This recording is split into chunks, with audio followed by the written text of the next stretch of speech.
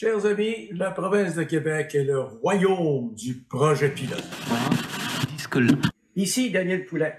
Bienvenue sur ma webtv.info.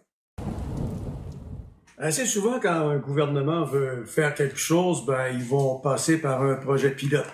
Okay? Au Québec, on a un problème. C'est qu'il y a des gens qui ont fait des projets pilotes, que nous faisons, puis on va pas voir les voisins ce qu'ils font pour s'inspirer de ce qu'ils font pour l'adapter chez nous.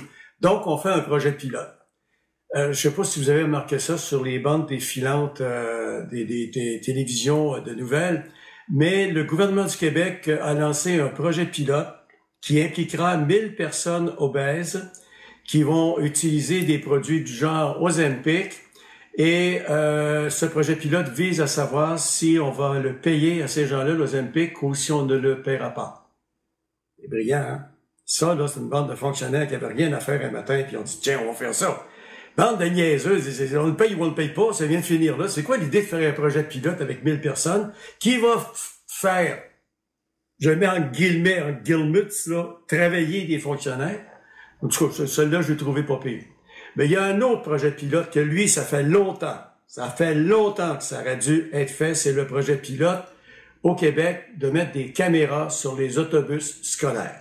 Bon, en gros, ce qui se fait dans des États américains présentement, et c'est courant, et tous les autobus scolaires sont équipés de cette caméra.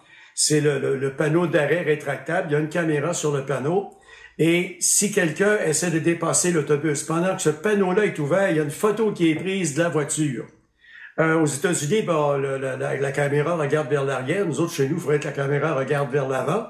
Mais c'est extrêmement efficace là-bas. Il y a 2 semaines, il y a un jeune de 14 ans qui s'est fait frapper par un monsieur de 72 ans qui dépassait un autobus scolaire par la droite alors que tous les feux rouges et le panneau amovible étaient là. Tous les feux rouges étaient allumés.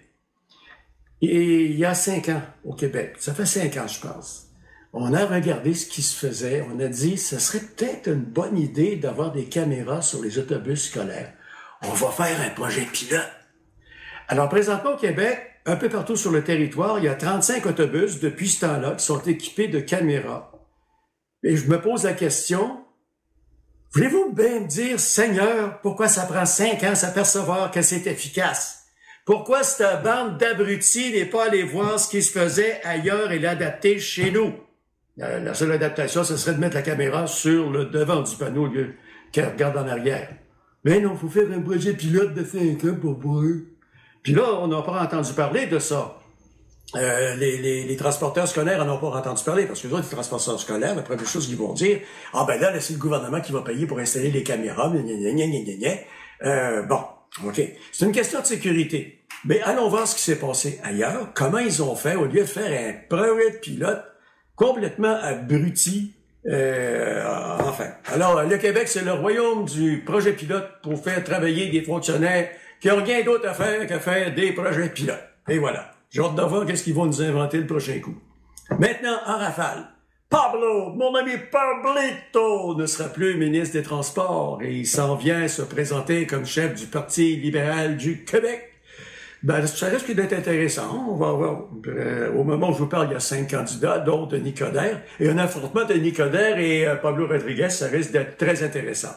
La question maintenant demeure donc, qui va être l'oiseau qui va maintenant devenir ministre des Transports? Parce qu'en 10 ans, je vous avertis qu'on en a passé quelques-unes.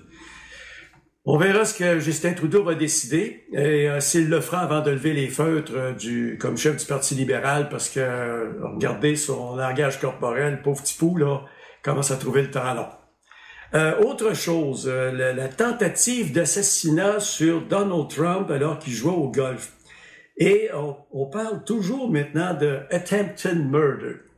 Mais le gars, là, entre vous et moi, là, c'est pas une lumière de Saint-Esprit. Hein. Allez mettre son canon à travers une clôture, et le canon était très visible par les gens des services secrets. Ils l'ont détecté d'assez loin, merci. Et il paraît que le bonhomme s'était fait des ceintures par balle, des vestes par balle avec des blocs de céramique. Hey, ça, un bloc de céramique, ça vous arrête une balle, mon ami? Hein? Il aurait mieux de faire comme dans les films de Sergio Leone, puis ils se mettent une porte de poêle sur le corps. Et ça soulève énormément de questions, cet attentat. Et ça, c'est sans compter que vous avez J.D. Vance, ça c'est l'imbécile heureux qui se présente avec Donald Trump, qui dit que, et ça il l'a dit en pleine télé, là, devant des millions de spectateurs, il a dit, « Oh ben écoutez, là, on peut bien inventer des histoires parce que nous autres, notre but, là, c'est de passer à la télévision. » Alors on fait croire à tout le monde que les Haïtiens mangent des chiens et des chats à Springfield, Ohio. Et puis, d'ailleurs, ça fait les beaux jours de plusieurs même sur Internet. Mais franchement, écoutez, les politiciens, il y a des limites à nous dire des imbécilités. Puis surveillez bien Pierre Poilievre, parce qu'il est parti comme J.D. Vance à nous dire à peu près n'importe quoi. Alors, sur ça, ben, réfléchissez au projet pilote et on se retrouve la semaine prochaine.